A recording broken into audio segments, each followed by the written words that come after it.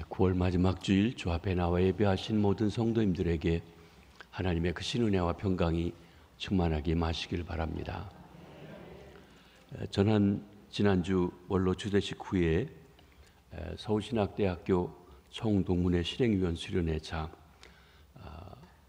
베트남 하노이와 하롱베이를 지난 토요일까지 다녀왔습니다. 코로나 때문에 3년 동안 잘 모이지 못했던 모임인데 제가 전직 회장으로서 마지막 갈 수 있는 시간이어서 이번에 꼭 오라고 하는 초청과 함께 다녀오게 되었습니다. 제 기억에는 2010년에 담임 목사로 와서 얼마 되지 않아 우리 당회에서 하노이와 하롱베이 그리고 캄보디아 앙코르와트를 이렇게 보내주셔서 다녀왔던 적이 있었습니다. 그때로 생각하면 12년 만에 다시 한번 다녀올 수 있는 시간이었습니다. 쉼과 또 제가 하던 사역에서의 그 교제를 나눌 수 있도록 배려해 주시고 또 기도해 주신 여러분들에게 감사드립니다. 오늘은 우리 시편 23편 마지막 6번째 시간입니다. 영원히 살리로다. 그동안 6주 동안 시편 23편을 한 절씩 생각해 보았습니다. 이제 그 마지막 구절인 시편 23편 6절 말씀을 중심해서 생각할 때 하나님께서 오늘도 큰 은혜를 우리에게 베풀어 주시기를 바랍니다. 우리 본문 6절 말씀을 다 같이 한 목소리로 한번 읽어보시겠습니다. 시작. 내 평생의 선하심과 인자하심이 반드시 나를 따르니 내가 여호와의 집에 영원히 살리로다. 아멘. 그동안 시편 23편을 살펴보는 동안 내내 계속 강조된 것은 주의 깊은 목자가 베푸는 보살핌입니다. 선한 목자, 양들이 생각하지 못하는 그런 배려와 관심으로 돌아보는 것입니다. 목자의 부지런한 수고와 노력이 양의 복지에 얼마나 필수적인가 하는 점이 강조되어 있습니다. 노련하고 사랑이 넘치는 목자의 관리 아래서 양떼가 누린 모든 유익들이 낱낱이 소개되었었습니다. 이제 여기서 시편 기자는 모든 것을 한마디로 요약하고 있습니다. 내 평생의 선하심과 인자하심이 반드시 나를 따르리니. 양은 어떤 상황 속에서라도 목자의 선하심과 인자하심이 항상 함께할 것을 확신합니다. 목자를 신뢰할 때 목자가 나의 어떤 상황에서도 어떤 처지에서도 함께한다 하는 것을 믿는 것입니다. 거기에 든든한 삶의 기반이 있습니다. 그렇게 어떤 환경과 조건 속에 있다 할지라도 그것 때문에 걱정이나 염려할 것 전혀 없습니다. 마음 쓸 것이 없습니다. 내 평생에 하나님의 선하심과 인자하심은 며칠 동안 또는 몇 달 동안 몇 년 동안이 아닙니다. 나의 평생입니다. 가만히 우리가 돌아보면 내가 이 땅에 태어난 것도 우리는 우리 부모님 은공이라고 생각하지만 다음 주일날 보겠습니다마는 하나님께서 우리를 보내주셔서 부모님을 통해 보내주셔서 있게 됐습니다. 우리는 이 땅에 8, 90년 살다 떠나가면 그만이라고 생각하지만 우리 믿음 안에서 볼 때 그렇지 않습니다. 내 평생만 아니라 영원토록 함께 하실 분이 우리 주님이시라는 것입니다. 그렇습니다. 부활하신 주님께서도 하늘과 땅의 모든 권세를 가지시고 제자들에게 이렇게 명령하셨습니다. 마태복음 28장 말씀입니다. 예수께서 나와 말씀하여 이르시되 하늘과 땅의 모든 권세를 내게 주셨으니 그러므로 너희는 가서 모든 민족을 제자로 삼아 아버지와 아들과 성령의 이름으로 세례를 베풀고 내가 너희에게 분부한 모든 것을 가르쳐 지키게 하라. 볼지어다 내가 세상 끝날까지 너희와 항상 함께 있으리라. 우리가 예수님을 믿는 것은 우리가 목숨을 거쳐서 주님을 믿는 것은 주님이 하늘과 땅, 우주 만물, 역사 모든 권세를 가지신 분이라는 것입니다. 전도한다는 것은 그걸 알려주는 거예요.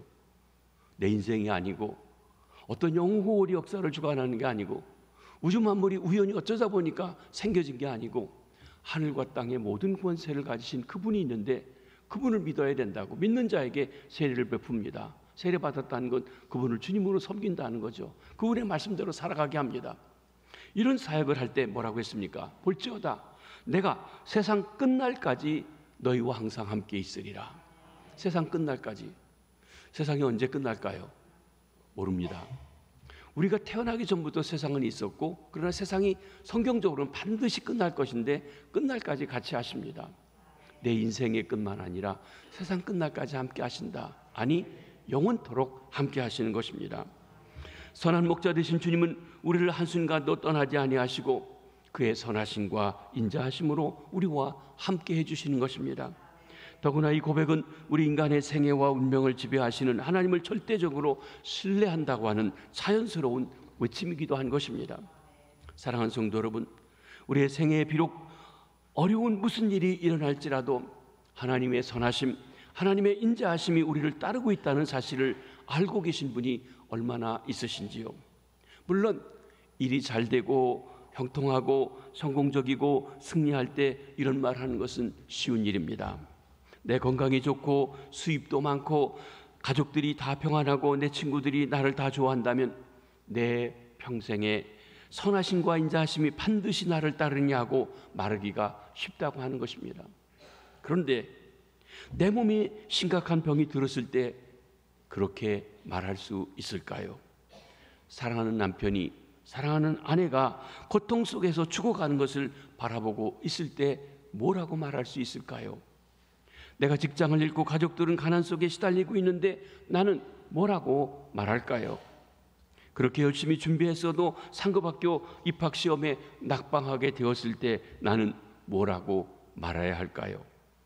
양심적으로 말해서 나는 잘못한 것도 없는데, 남을 중상모략한 일도 없는데 사람들이 나를 멀리하고 돌아서니 나는 뭐라고 말해야 할까요? 이렇게 내가 쌓은 나의 성이 무너지고 기대와 소망 수포로 돌아갈, 그래도 나의 평생의 선하심과 인자하심이 반드시 나를 따르리니 라고 말할 수 있겠느냐고 하는 것입니다. 그렇지 않으면 이 말이 터무니없는 속임수일까요? 사랑하는 성도 여러분, 오랫동안 신앙생활하며 하나님과 깊은 관계를 가지며 하나님의 선하심을 맛보고 사시는 분들의 간증을 들어보시기 바랍니다. 그리고 이 간증이 저와 여러분의 간증이 되시길 바랍니다. 나는 지금까지 사는 동안 감당하기 어려운 재난을 당했습니다. 그것이 그 당시에는 더 앞으로 나갈 수 없는 막다른 골목이라고 생각되었습니다. 정말 밤처럼 어두운 시간이었습니다. 그러나 결국 그 모든 것이 나의 생애에 유익한 것들이었습니다. 여러분, 지금 여러분이 편안한 가운데 있다 하더라도 인생의 고비고비를 돌아보면 얼마나 힘들고 어렵고 고통스러운 일이 있었는지 아마 생각날 것입니다. 아마 여러분들이 저에게 목사님은 목회하시나 편안하고 순탄하게 잘 지내셨죠? 아니요.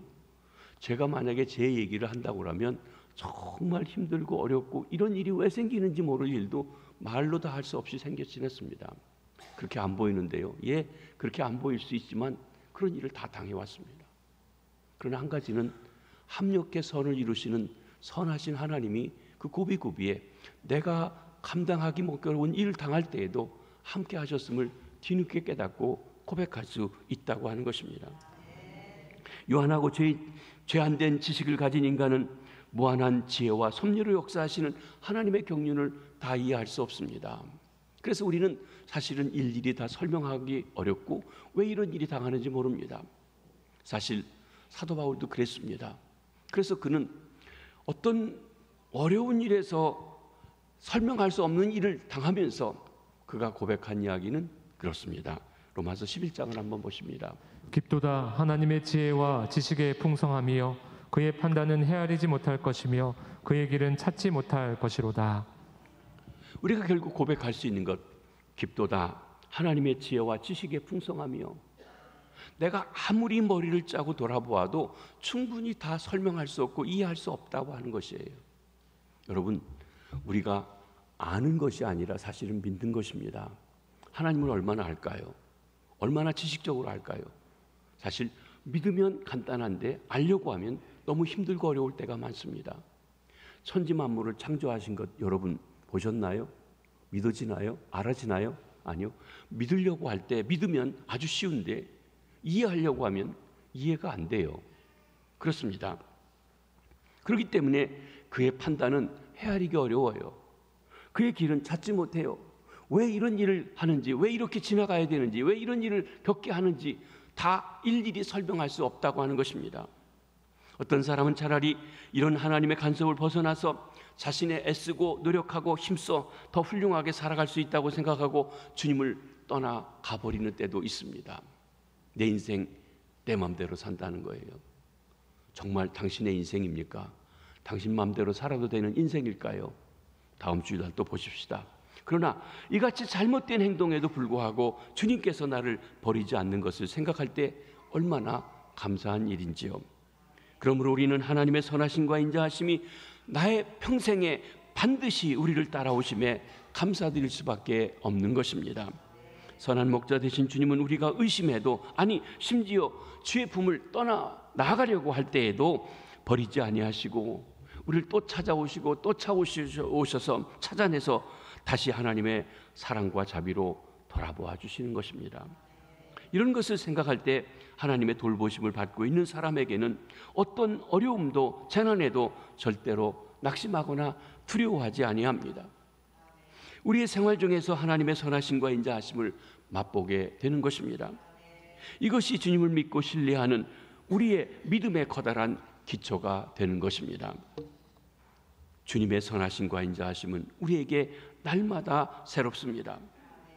시인 다윗은 언약을 지키고 풍성한 기업을 주신 하나님의 신실성에 근거해서 앞으로 그의 남은 삶도 하나님 안에서 복될 것임을 확신하며 노래하고 있습니다. 여기 중요한 두 가지 단어가 있습니다. 선하심.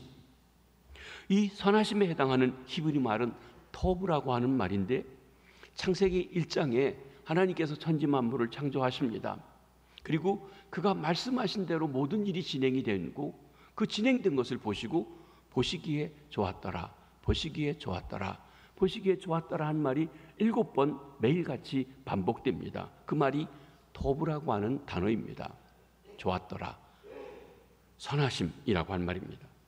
이 말은 하나님이 원래 의도하신 대로 창조된 여러 피조물에게 기쁨으로 승인하는 인준의 행위를 말합니다. 주의 선하심이, 주님의 우리에 대한 계획이 아름답게 이루어진다는 거예요.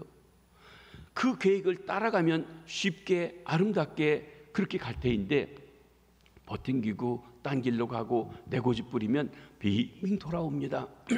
이스라엘 백성들이 한두 달이면 갈 수 있는 길도 40년 방황하고서 가는데 결국은 뭐냐면 하나님의 뜻하신 대로 다 갑니다.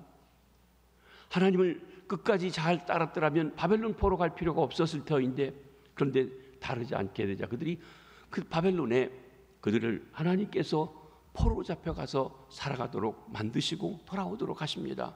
하나님의 귀하 선하심이 마침내 이루어지는 것을 보는 것입니다. 이 선하심의 토브라고 한 말의 이체적인 말은 위대한, 놀라운, 완벽한, 아름다운 뜻으로 이루어지기도 합니다. 하나님은 그의 계획하신 것을 아름답게 이루시는 좋으신 분이십니다. 선하신 하나님이십니다. 그 하나님이 항상 그의 백성, 그의 양떼, 그의 자녀들에게 함께 하신다는 것입니다. 사랑하는 성도 여러분, 내가 이해할 수 없고 원치 않는 일이 내게 일어난다 할지라도 주님의 선하신 계획이, 아름다운 역사가 진행되고 있음을 믿으시기를 바랍니다. 두 번째로 인자하심입니다. 자주 말씀드렸지만 우리가 성경에서 가장 귀한 단어 중에 하나가 인자하심이란 이 말입니다. 사랑이란 말이기도 합니다. 우리말로 인자하게 생겼다는 것과는 다릅니다. 자주 말씀드리지만 저 사람 참 착하게 생겼고 인자하게 생겼다, 그 말이 아니에요. 여기 헤세드라고 하는 말, 이 말은 하나님의 언약적인 사랑을 말합니다. 하나님이 창조주가 자기 지은 피조물하고 동등한 위치에서 언약을 맺습니다. 손가락을 걸고 약속을 합니다. 인간들은 자기 마음대로 살면 행복할 줄 알고 그 약속을 어기고 딴 길로 갑니다. 그런데도 하나님은 약속한 것 때문에 끝까지 끈질기게 신실하게 그를 찾아 사랑하십니다. 이게 인자하심입니다. 그러기에 인자하심은 언약적인 사랑을 말합니다. 인자하심은 변함없는 사랑을 말합니다. 인자하심은 신실하신 사랑을 말씀하고 있습니다. 다윗은 과거에 체험한 주의 선하심과 인자하심에 근거하여 언약 백성에 대한 하나님의 축복이 미래에도 동일하게 주어질 것을 확신하고 있습니다. 목자인 하나님께서 양떼인 그 백성들에게 신실하게 역사하시는 인자하신 약속을 지키시는 하나님이신 것을 말씀합니다. 선한 목자이신 주님은 온전히 그분을 의지하는 한 어떤 상황 가운데서도 주님은 우리를 위해서 가장 옳은 일, 가장 좋은 일을 하신다는 것을 믿게 되는 것입니다. 내가 비록 받을 자격이 없다고 할지라도 주님의 크신 사랑으로부터 끊임없이 흘러나오는 주의 선하심과 인자하심이 나에게 날마다 계속해서 흘러오는 것입니다. 이 하나님의 사랑은 주님의 양을 사랑하고 주의 일을 사랑하며 목자로서 주의 역할을 사랑하는 그런 사랑이기도 합니다. 우리 주님의 말씀을 요한복음과 요한일서에서 한번 보도록 하겠습니다. 나는 선한 목자라. 선한 목자는 양들을 위하여 목숨을 버리거니와 나는 선한 목자라. 나는 양을 위하여 목숨을 버리노라. 예수님께서는 자신이 선한 목자다, 선한 목자로서 양을 지키기 위해서, 양을 바른 길로 가게 하기 위해서, 의의 길로 인도하기 위해서, 그들을 풍성히 먹이기 위해서, 생명을 주기 위해서 자기 목숨까지도 버린다고 얘기하셨습니다. 사랑의 가장 큰 사랑, 목숨을 주는 것입니다. 요한복음 15장 13절입니다. 사람이 친구를 위하여 자기 목숨을 버리면 이보다 더 큰 사랑이 없나니. 하나님께서, 주님께서 이 땅에 오셔서 우리를 친구라고 말씀하시며 우리를 위해서 목숨을 주셨어요. 그래서 우리 인간도 하나님 앞에 대한 헌신과 사랑 중에 가장 귀한 일이 무엇입니까? 주님을 사랑해서 목숨을 드리는 것이에요. 순교하는 것이에요. 그러니까 하늘나라를 갔다 왔다는 분들의 그 이야기들을 보며 종합해 보면 하늘나라에서 가장 큰 상급 중에 첫 번째가 무엇이냐면 순교자들입니다. 왜? 주님을 사랑하기에, 주님을 믿는 믿음을 지키기 위해서 목숨을 걸고 주님을 사랑한 그 사랑이 가장 큰 사랑이라는 것입니다. 요한일서 3장도 보십니다. 그가 우리를 위하여 목숨을 버리셨으니 우리가 이로써 하나님의 사랑을 알고. 그렇습니다. 예수님께서 십자가에서 우리를 위해서 목숨을 내어준 그 일 때문에, 그 일을 통해서 하나님의 사랑을 더 풍성하게 알게 된 것입니다. 이렇게 생각할 때 우리는 나를 통해서 다른 사람에게 이익을 줄 수 있는 방법이 없을까 하고 자문해 보아야 합니다. 내 평생에 하나님의 선하심과 인자하심이 나에게 흘러오는 것과 같이 주의 선하심과 인자하심이 나를 통해서 흘러가게 해야 된다는 것입니다. 내가 어디로 가든지 다른 사람에게 선하심과 인자하심을 남겨야 하는 것입니다. 양을 치는 사람들의 말에 의하면 양의 걸음은 다른 종류의 가축들의 걸음보다 비교가 안 될 정도로 아주 좋다고 이야기합니다. 목장 전체에 골고루 흩어져 있을 때 양의 걸음은 토양이 아주 좋다는 것입니다. 그래서 고대 문헌에 보면 양을 가리켜 황금 발굽의 가축이라고 했던 것입니다. 양들이 가는 곳에는 풍요와 번영과 광명이 있습니다. 다시 말해서 선하심과 인자하심이 양을 따르기 때문에 그런 것입니다. 저들이 걸어간 곳에 비옥한 목초지가 뒤따랐습니다. 저들이 살아간 곳에 아름다움, 풍성함이 남아 있었습니다. 사랑하는 성도 여러분, 하나님의 인자하심과 선하심을 맛보고 살아가는 우리는 어떠한지요? 우리가 다녀간 뒤에 축복과 은혜가 남아 있습니까? 아니면 아픔과 슬픔의 흔적이 남겨져 있습니까? 우리 교역자님들, 마을의 목자들, 목장의 책임자 여러분, 우리가 가정을 신방하고 돌아올 때 그 가정에 어떤 느낌이 남아 있을까요? 혹 기쁨의 흔적을 두고 오는지요? 다른 사람이 우리에게 선하심과 인자하심을 기대할까요? 그렇지 않으면 우리를 차라리 잊어버리고 싶어 할까요? 우리는 우리 뒤에 축복을 남겨둡니까? 아니면 내가 다른 사람에게 해독을 남겨둡니까? 우리가 찾아가는 것에 다른 사람에게 기쁨이 될까요? 아니면 귀찮고 고통스럽고 안 왔으면 좋겠는데 그런 의식을 남겨놓는 것일까요? 이사야서 52장 7절 말씀을 한번 보시겠습니다. 좋은 소식을 전하며 평화를 공포하며 복된 좋은 소식을 가져오며 구원을 공포하며 시온을 향하여 이르기를 내 하나님이 통치하신다 하는 자의 산을 넘는 발이 어찌 그리 아름다운가.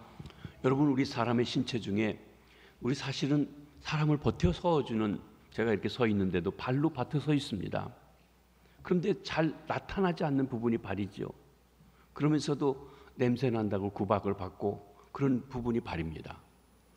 내가 선 땅은 거룩하니 내 발에서 신을 벗으라고 말씀하시는 발이기도 합니다. 그런데 이 발이 칭찬받는 때가 있어요. 성경 전체를 통해서 발을 아름답다고 한 것, 바로 오늘 본문 이사야서 52장 말씀입니다. 왜 아름답습니까?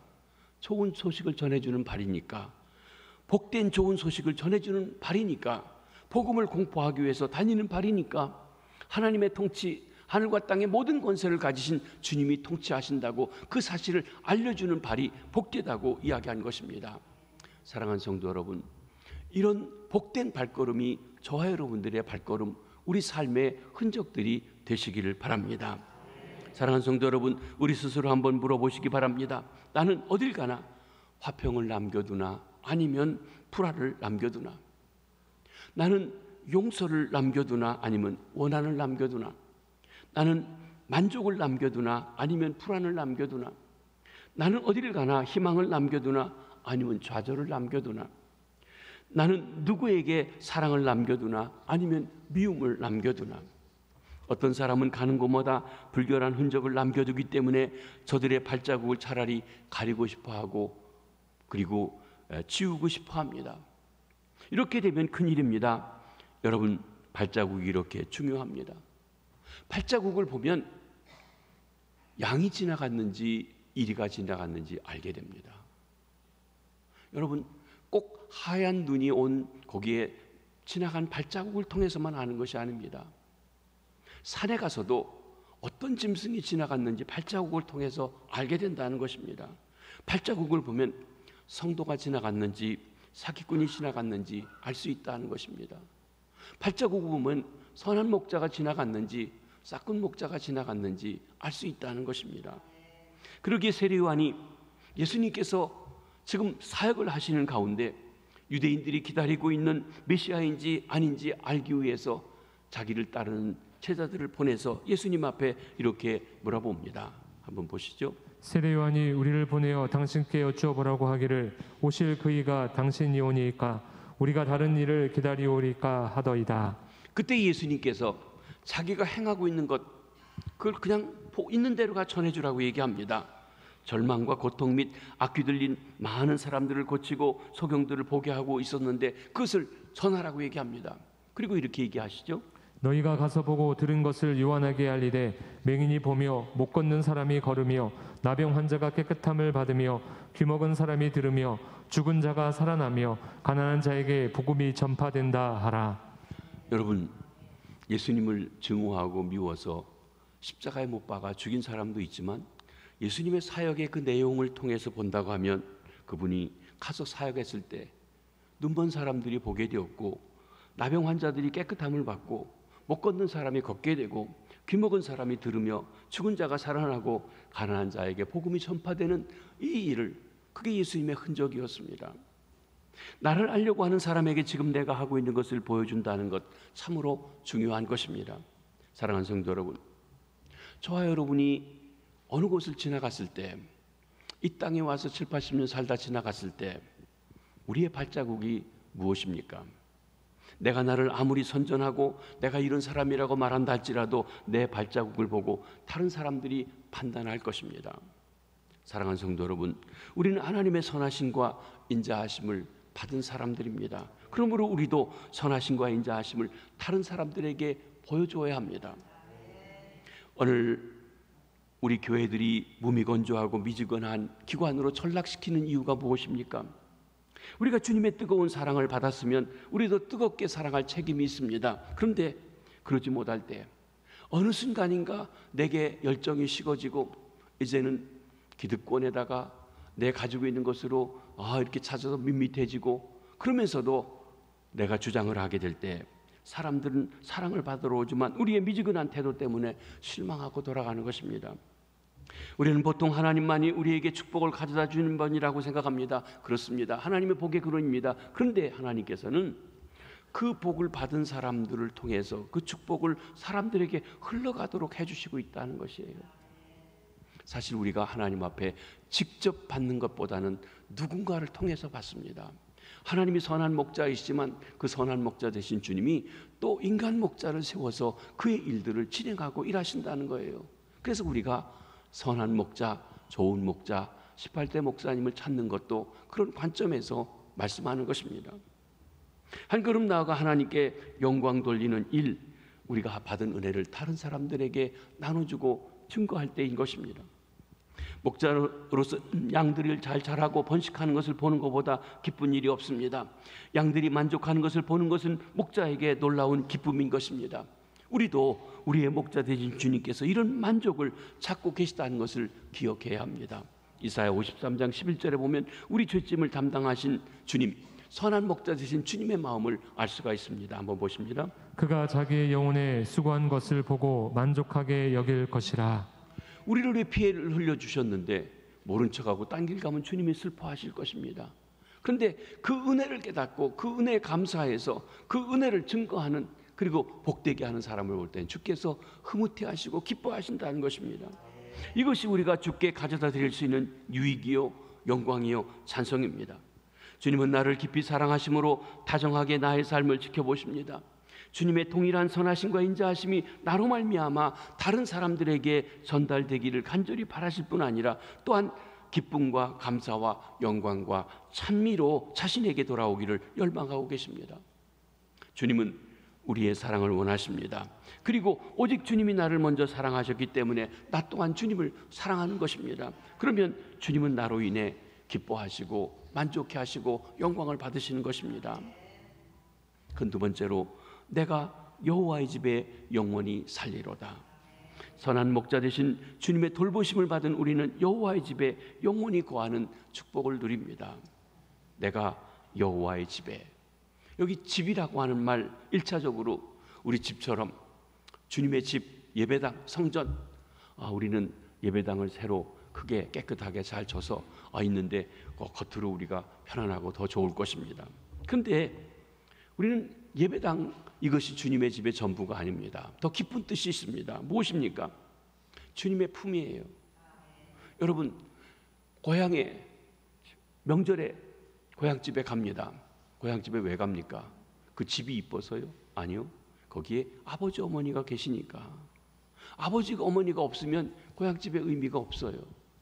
그렇지 않습니까? 그와 마찬가지로 성전이 크고 아름다운 게 중요한 것이 아니라 하나님의 임재 속에 나아가는 것입니다.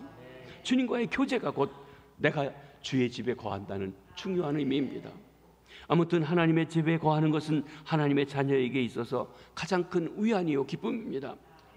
주의 집에 있을 때 아무리 밖에서 폭풍이 불고 요란친다 할지라도 아무런 걱정 없이 지냅니다. 그리고 양들은 자기가 누린 즐거웠던 여행, 여름 목장 생활에 대해서 자랑하며 주인에 대한 신뢰를 자랑하고 있지 아니한 것입니다. 주께서 내게 그때 이런 은혜를 베풀어 주셨지. 주님이 내게 이 어려울 때 이렇게 지나가게 해주셨지.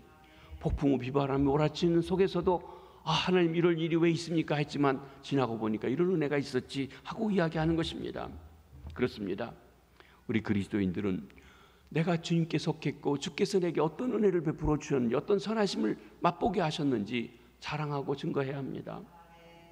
우리가 돈이나 지위나 학벌이나 자식이나 자랑하지 마시고 오히려 주께서 내게 베푸셨던 선하심, 인자하심을 드러내고 자랑하는 주의 백성들 되시기 바랍니다.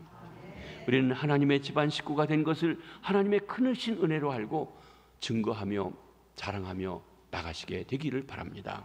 그러면 우리가 어떻게 이 집에 하나님의 교제에 들어갈 수 있습니까? 요한복음 10장 9절에서 우리 주님께서 이렇게 말씀하십니다. 내가 문이니 누구든지 나로 말미암아 들어가면 구원을 받고 또는 들어가며 나오며 꼴을 얻으리라. 중요한 것이 이것입니다. 주님이 문이십니다. 예수 그리스도를 믿어야 하는 이유입니다. 다른 종교나 다른 사람이 아니라 예수님이 문 대신 그분을 통해서 들어가야만 구원을 받습니다. 하나님의 자녀가 됩니다. 죄사함을 받습니다. 영원히 하나님과 앞에 나아갈 수 있는 길이 있습니다. 그리고 그 문을 통해서 예수님을 통해 들어가고 나올 때마다 목자 되신 그분이 풍성하게 우리를 먹고 마시도록 인도해 주신다고 했습니다. 이 자리에 계신 분 중에 혹 아직도 교회는 왔다 갔다 하는데 하나님의 집에 들어와 하나님의 권속에 누리는 축복, 하나님의 교제의 축복, 하나님의 임재의 축복을 받아 누리지 못하시는 분이 계십니까?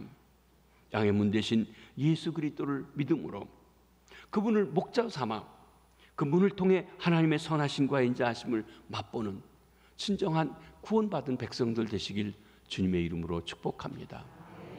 먼저 믿으신 분들, 그 문으로 들어가신 분은 이제 됐다고 내 마음대로가 아니라 목자의 음성을 듣고 목자의 음성에 귀 기울이며 목자를 따라가 그분의 선하심과 인자하심을 맛보는 은혜가 계속되어지며 생명을 얻는 데만 아니라 풍성히 누리는 귀한 축복이 있으시길 바랍니다. 내가 여호와의 집에 영원히 살리로다. 여기 여호와의 집이 영원이라고 하는 말과 함께 연결되면서 시은 다윗이 하나님과의 깊은 교제에 대한 확신을 말해주고 있습니다. 그러기에 이 말씀은 결코 문자대로 영원히 예배당에 앉아있기만 하면 된다, 그런 뜻이 결코 아니라는 것을 우리가 알게 됩니다. 하루 이틀이 아닙니다. 한평생이 아닙니다. 영원이라고 했습니다. 이는 다윗이 지금부터 영원토록 하나님과 보다 깊은 영적인 교제의 세계에 들어갈 것에 대한 확신을 말합니다. 그는 이 땅에 사는 동안만 아니라 영원히입니다. 내 평생에서 이 세상이 다할 때까지 해서 더 나가서 어디까지라고요? 영원이라고 하는 시간까지 가고 있습니다. 다윗은 과거에 체험한 여호와 하나님의 선하심과 인자하심에 근거해서 언약 백성에 대한 하나님의 축복이 미래에도 통일하게 주어질 것을 확신하고 있었습니다. 또한 주님의 인도와 공급하심에 대한 묵상을 통해서 성소에서 주님과 교제하는 즐거움을 상기시키신 후에 영원히 하나님만 바라고 생활할 것을 다짐하고 결단하고 고백하고 있는 것입니다.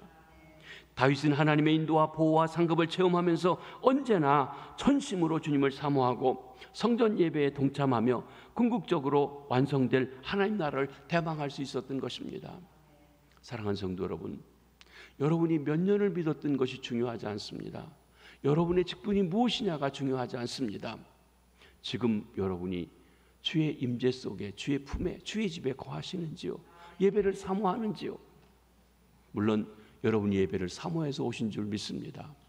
그런데 이 예배가 그냥 형식적인 예배가 아니라 진정한 주님을 즐거워하는, 주님의 품에 안기는, 주의 임재 속에 나아가는 귀한 예배를 통하여 생명의 풍성함을 누리시길 바랍니다. 하나님의 선하심과 인자하심으로 보내주신 예수 그리스도를 통해 하나님과 언약 관계에 들어가 생명, 영생, 하나님의 교제를 갖게 된 우리 성도들은 지금 이 땅에서 하나님의 생명을 누릴 뿐만 아니라 이제 이 땅을 떠나가도 영원히 하나님과 함께 교제하며 하나님의 생명을 누리는 삶을 살아갈 것을 말씀하는 것입니다. 선한 목자 되신 여호와는 변치 않고 사랑하시는 하나님이십니다. 선한 목자는 변치 않는 사랑으로 양들을 돌아보며 우리 안으로 양들을 인도합니다. 때로는 여름 방목장에도 가고 사망염심한 골짜기도 가지만 궁극적으로 이제 우리 안으로 끌어들이시는 것입니다. 우리 6절 말씀을, 본문 말씀을 다시 한번 읽어보십니다. 시작. 내 평생의 선하심과 인자하심이 반드시 나를 따르리니 내가 여호와의 집에 영원히 살리로다. 여러분, 양들이 이리저리 이렇게 다 돌아다니도 결국 돌아올 때는 어디라고요? 집이에요. 우리가 인생살이를 각각의 여러 가지로 살아갑니다. 아마 여러분들은 대한민국에만 살았지만 저는 미국에도 살고 한국에도 와 살고 또 이제 미국 가려고도 하고, 그래도 궁극적으로 갈 때는 여호와의 집이라고 말씀하십니다.